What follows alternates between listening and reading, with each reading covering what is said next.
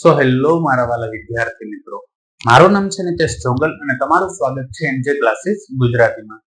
તો વિદ્યાર્થી મિત્રો, આજે આપણે જોવાનું છે ધોરણ 9 વિષય ગણિત અને તેનું ચેપ્ટર નંબર 6. અને ચેપ્ટર નંબર 6 ની અંદર જે સ્વાધ્યાય 6.1 છે અને એનો દાખલા નંબર 3 એ આજે આપણે જોવાનો છે. અને આના જેવા જ જો કોઈ પણ છઠ્ઠા ચેપ્ટરના વિડીયો તમે જોવા માંગતા હો તો ચેનલ પર જઈ ત્યારબાદ તેના પ્લેલિસ્ટ ની અંદર જશો એટલે તેમાં ધોરણ 9 અને પ્રકરણ 6 નામનું પ્લેલિસ્ટ તમને ત્યાં જોવા મળી જશે. અને એ પ્લેલિસ્ટ ની અંદર તમે જશો એટલે તેની અંદર તમને છઠ્ઠા ચેપ્ટરના દરેક વિડીયો ક્રમ બાય ક્રમ ત્યાં જોવા મળી જશે. તો આ વિડીયો જોયા પછી એને પણ જરૂરથી ચેક કરી લેશો.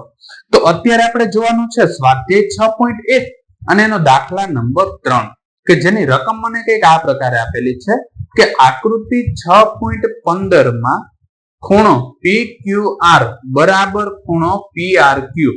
તો સાબિત કરો કે ખૂણો PQS બરાબર PRT થાય. અને બાજુમાં તમને એની આકૃતિ આપેલી છે. તો પહેલા તો જે તમને આકૃતિ આપેલી છે એ આકૃતિ હું અહીંયા દોરી નાખું છું. તો હવે આ પ્રશ્નની અંદર આપણે શું આપેલું છે કે પ્રશ્નની અંદર એક તો વસ્તુ તમને આપેલી છે કે PQR બરાબર શું છે કે PRQ આવું તમને આપેલું છે અને બાકી જે સાબિત કરવાનું છે એ આપેલું છે. હવે જ્યારે તમને કોઈ પણ વસ્તુ સાબિતી માટે આપે ત્યારે હંમેશા યાદ રાખજો પક્ષ, સાધ્ય અને સાબિતી આ પ્રકારે લખવાનું થાય.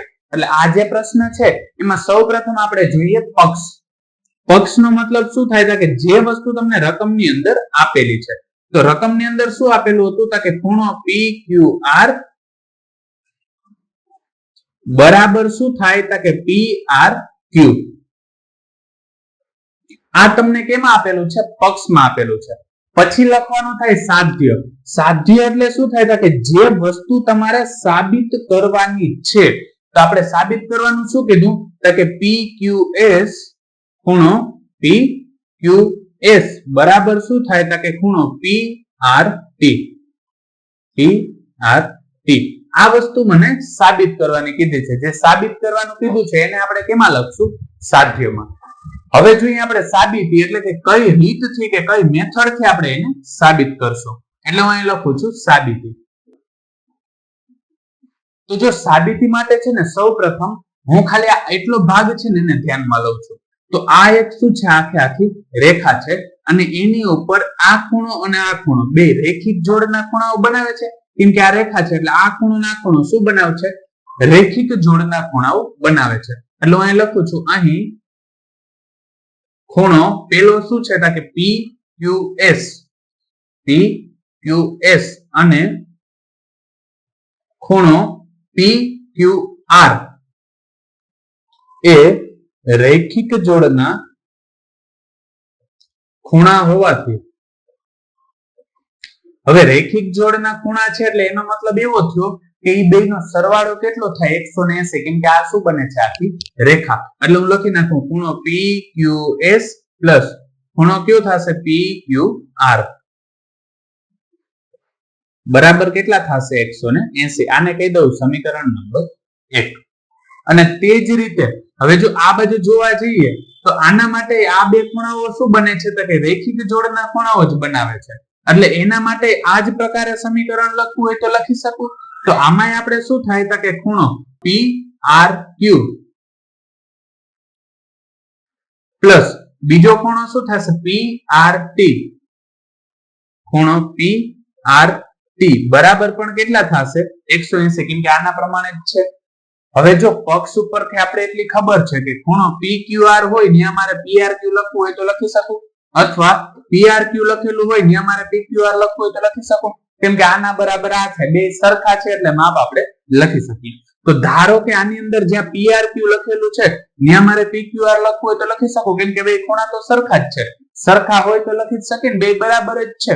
એટલે હું અહીં લખું છું પક્ષ પરથી જ્યાં PRQ લખ્યું ત્યાં હું શું લખી નાખું છું? PQR.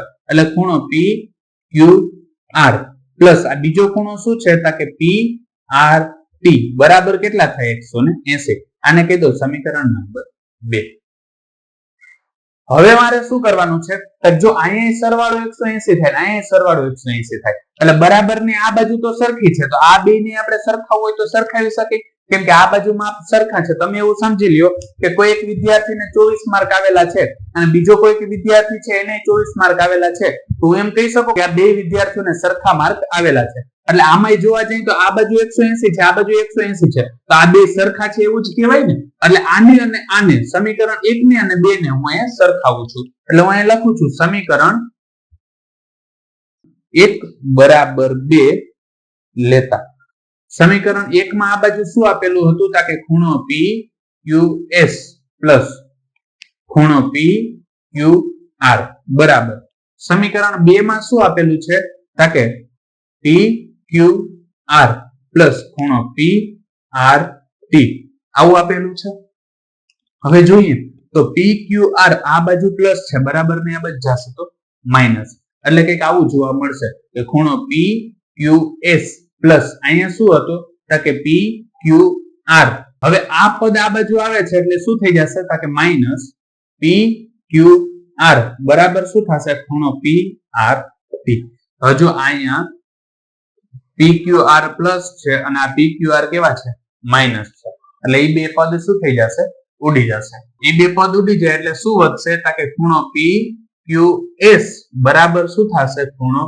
PRT જે આપણે સાબિત કરવાનું કીધું હતું જો આમાં સાધ્યની અંદર આ જ વસ્તુ આપણે સાબિત કરવાની કીધી હતી એટલે છેલ્લે લખી નાખવાનું જે સાબિત થાય છે